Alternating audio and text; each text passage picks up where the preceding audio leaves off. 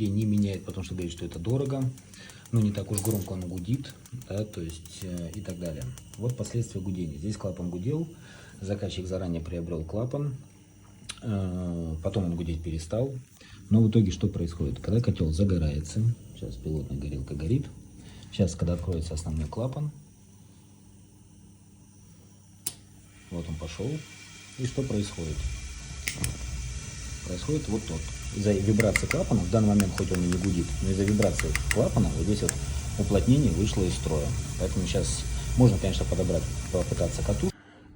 То есть получается наше уплотнение вышло из строя.